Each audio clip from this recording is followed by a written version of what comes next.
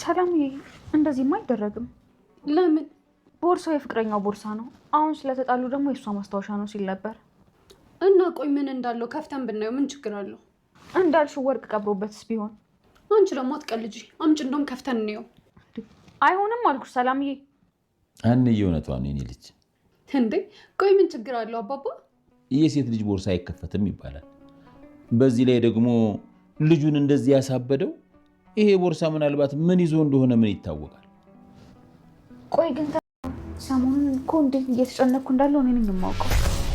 እንዴ ምንድን ነው? ምኑ ሰላምዬ? እዚህ ውስጥ ያለው። እንዴ ሰላምዬ የሰው ቦርሳ ለምን ከፈትሽ? ሀንዬ ውስጡ ምን እንዳለ ግን አይተሻል? ታይ ሰላምዬ የሰው ገንዘብ ነው አትንኪ። አትንኪ ታያለሽ እንዴ? ወርቅ እኮ ነው። ወይኔ ጉዴ ሰላምዬ የምን ወርቅ ነው ደግሞ? እኮ የማየን ወርቅ ነው የሚመስለው። እንዴ አና ታምቱ የምን ወርቅ ነው? የምን ወርቅ? ቦርሳው እኮ ይሄንን ሁሉ ወርቅ የያዘ ነው። ምን ቦርሳውን ከፈታችሁት እንዴ? ሀንዬ ይሄ ማን ነው? ታምቹ ይባላል። ቦርሳው እኮ የሱ ነው። ምን? በጣም እርግጠኛ ነኝ አንተ የእርግብ ፍቅረኛ ነህ አይደል? ምን ነው ጆሮ የሚባለው ልጅ ናፍቀሽ እንዴ? ማለት ለምን ይናፍቀኛል? እኔ እንቅልፍም ቢለኝ የነበረው አንተ ነህ ሲናፍቀኝ ነው ብዬ ነው። እንዴ እና ሴር እናንተ ምን አገናኛቸው? ማለት አንቺ ወደሽው ከሆነ እንደዚህ እንቅልፍ ያሳጣሽ ብዬ ነው። እንዴ ሰላምዬ አሴር ምን አድርጎኝ ነው የምወደው? እሱ እኮ በጣም ጥሩ ልጅ ነው። ቆይ አንቺ ልጅ አምሻል እንዴ? እና የሚወደደው ጥሩ ሰው አይደለም? ማለቴ አሴር እንደዚህ አይነት ነገር አያውቅም። ንጹህ ወንድሜ ነው። ኧረ እባክሽ እንደዛ ነው እንዴ? አዎ ምን ነው አልተዋጠልሽም? አይገርምሽም? ጆሮ የሚባለው ልጅ ነፍሱ እስኪወጣ ነው የሚወድሽ። ማለት አንቺ እንዴት አወቅሽ? የሆነ ጊዜ በእኛ ተከፍተሽ የነበረ ሰዓት ላግኝሽ ብሎኝ አግኝቶኝ ነበር። እናማ በጣም እንደሚወድሽና ለአንቺ ሲል ምንም ነገር እንደሚያደርግ ነው የነገረኝ። ሰላምዬ እየቀለድሽብኝ ነው አይደል? የምሬን እኮ ነው። ከዚህ በኋላ ሀናን ትንሽ ነገር እንኳን ተናግራችሁ ብታስከፏት እስር ቤት ማለት ቤቴ ነው፣ ቤተሰቡን በሙሉ አቃጥዬ እታሰራለሁ ነበር ያለኝ። አሴር በፍጹም እንደዛ አይልሽ። የሀና ድብልቅልቅ ያለ ስሜትና የወይዘሮ ሜላት አሁን ላይ ከባድ ነው። ምክንያቱም ባዩሽን ለማስወጣት ሙከራ አድርጋለች፣ ክስም አልመሰረተችባትም። ሁሉም ሰው ባዩሽ እዛ እንድትቆይ ቢፈልግም ወይዘሮ ሜላት ግን አመናታለች። ታዲያ ይሄ ምን ይሉታል? ልትገላት ወይም ደግሞ ቤተሰቧን ልትበትን የሞከረችን ሴትዮ ነፃ ለማውጣት መሞከር ይሄ ራሱ አንድ ወንጀል ይመስላል። ሌላው የእርግብ ሁኔታ ነው። እርግብ ያንን ወርቅ ለተምቹ መስጠት የለባትም ነበር። ተምቹ የማይወጣው ጣጣ ውስጥ ገብቷል በእርግብ። አሁን ላይ ቢያፈቅራትም እንኳን ምንም ቢል እሷን ማጣት አይፈልግም። ግን ደግሞ ሌላ ችግር ውስጥ እየገባ እንደሆነ የተረዳ ይመስላል።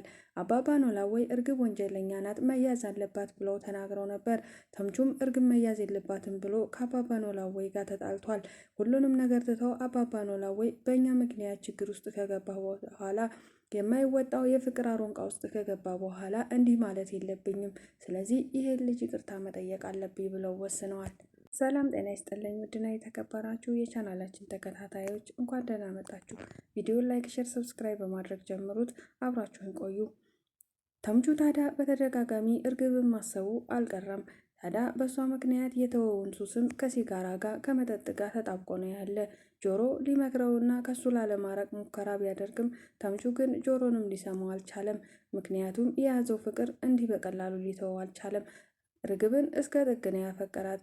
በእርግጥ እሷ ስትቀርበውና ስታቀርበው እንደዚህ ይሆናል ብሎ አላሰበም ነበር። እሷም የአሜሪካ መሄጃ ድልድይ ይሆነኛል ብላ የቀረበችው ዘሪሁን ወይም ደግሞ ተምቹ አሁን ላይ ነገሮች በሙሉ እውነታውን ስታቅ አይኑን ማየት እንደማትፈልግ ነግረዋለች። ይሄን እንኳን ነግራው እሷን ማፍቀሯን አልተውም። አሁን ላይ ይሄ ቦርሳ ድጋሚ የእርግብን አይን ማየት ይሆነኛል ብሎ አስቦ ነበር። ታዲያ ቦርሳውን ሀና ለመቀበል ወደ ቤት ሲሄድ ነበር ችግሩ የተፈጠረው። ሀና ሌላ ማትወጣው ጣጣ ውስጥ ገብታለች። ጆሮ እንደሚወዳት ከዚህ በፊት ተጠራጥራ ጠይቃውም ነበረ። ጆሮም ያልጠበቀችው መልስ ሲሰጣት እሷም እውነት ነው ብላ አምና ተቀምጣ ነበር። ግን አሁን ደግሞ በእዝራ ምክንያት ሰላም ሁሉንም ነገር አፍረጥርጠዋለች።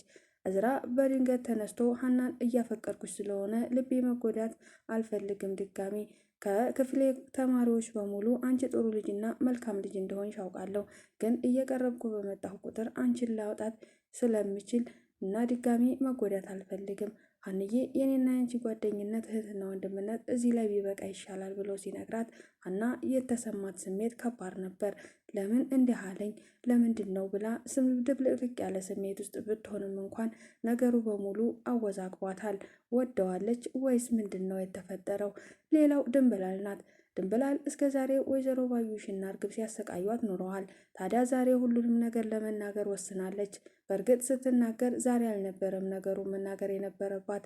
ነገሩ ከወጣ በኋላ እጇን እንደቆረጠቻትና ከዚህ በፊት እያንዳንዱ ነገር ቤት ውስጥ የሚወራውን የተበላው ሳይቀር ለወይዘሮ ባዩሽ እንድትነግራት እያስፈራራቻት እንደነበረ ለሜላት ስትነግራት ደንግጣ ነበር። ሜላት ይህን በሰማች ጊዜ እስከ ዛሬ ታዲያ እኔ ቤቴ ውስጥ የሁሉ ሲፈጠር ምን እየሰራሁ ነው ወይስ የት ሄጄ ነበር የሚለው ለራሷ ጥያቄ ሆኖባታል። ድንብላልም እኔ ብናገርና ለአንቺ ባስረዳሽ በተደጋጋሚ መኝታ ቤቴ ቁጭ ብዬ አስብና ልነግርሽ መጥቼ እንደገና ነገሩን አድበሽብሼ የምትኸው ስለምፈራ ነው። ምክንያቱም አንድ ነገር ብሰማ እገልሻለሁ ብላ አስፈራርታኛለች።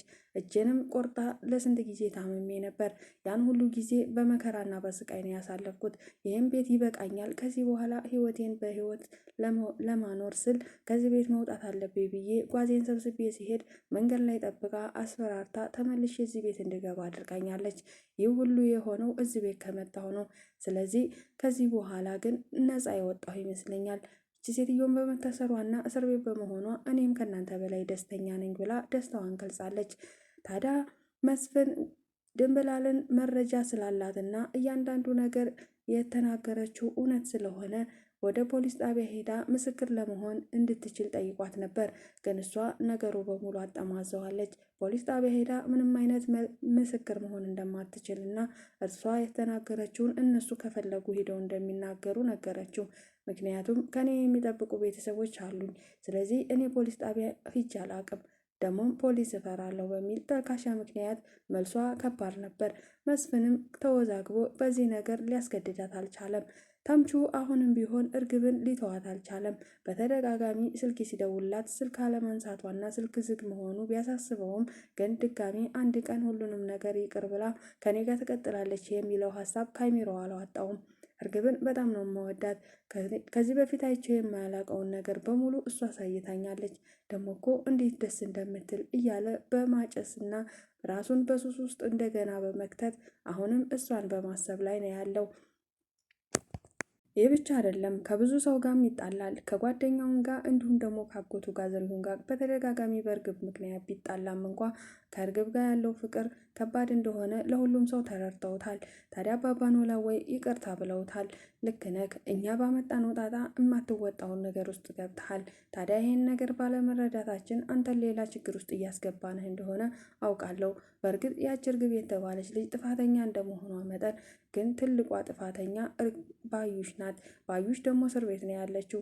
ስለዚህ ያንተን ፍቅር ገፍቼ ወይም ደግሞ ያንተን ስሜት ላይ ተረማምጄ ይሄን በማለቴ እባክህን ልጄ ይቅር በለኝ ብለው ለተምቹ አባባ ኖላዊ ይቅርታ እንዲያደርግላቸው ተማጸኑት። ከዚህ ሁላ ፈተና በኋላ ምን ይፈጠር ይሆን? ሌላው ሀና ናት። ሀና እዝራን ሳታፈቅረው አትቀርም። ሁኔታዋ በሙሉ ነገሮችን ወደዛ ያመለክታል። ተምቹንም እንደገና አሁን ላይ በሀና እና በሱ መሀል ያለውን ነገር ለማወቅ ደጋግማ ጠይቀው ነበር። ጆሮም የተፈጠረውን ነገር አላወቀም። ታዲያ ጆሮም ከዚህ በፊት ስጠይቀው ጥሩ ልጅ ነሽ፣ ላፈቅርሽ አልችልም ብሎ በመለሰላት መልስ አሁን ላይ ድብልቅልቅ ያለ ስሜት ውስጥ ነው ያለችው። ሰላምም ምንድን እያሰብሽ እንደሆነ አላውቅም፣ ቀን ሌት ሀሳብ ውስጥ ነሽ፣ ሌሊትም ስትገላበጭ ታድሪያለሽ፣ ቀንም እንደዛው በሀሳብ ጭልጥ የምትይው ነገር አለ። እውነታውን ለምን አትነግሪኝም? አዎ ያ ጆሮ የተባለ ልጅ እንደሚያፈቅርሽ አውቃለሁ። አሁን ደግሞ አንቺ ከማንኛው ፍቅር እንደያዘሽ ባላውቅም ግን እውነታውን እንድትነግሪኝ ይፈልጋለሁ ብላ ነበር ያስጨነቀቻት። እሷም አይ ከማንም ብላ ለመሸምጠጥ ሞክራ ነበረ። ግን ከኔ አጠገብ ሆነሽ እያሰብሽ እንደሆነ አውቃለሁ። አለበለዛ ግን ከኔ አጠገብ ርቀሽ ማሰብ ትችያለሽ። እኔ አጠገብ ሆነሽ ግን ሀሳብሽን ካቀጠልሽ ወይም ደግሞ ንገሪኝ ወይ ደግሞ ከኔ ራቂ ብላ ነበር የተቆጣቻት። ሰላምም ይህን ስትላት ሀና ግራ በመጋባት ስሜት ውስጥ ነው ያለችው። ለምን እንደዚህ ሆነ? እዝራ ለምን ድንገት ተነስቶ እንደዚህ ሊለኝ ቻለ የሚለው ነገር እንዳሳሰባት ተናግራለች። ታዲያ ሀና ትክክል ናት። ይህ ሁሉ የሆነው በእሷ ምክንያት እንደሆነ ሰዎች በእሷ ምክንያት እንዲጎዱ ስላልፈለገች እንጂ የእውነት ፍቅር ይዟት እንዳልሆነ ተናገረች።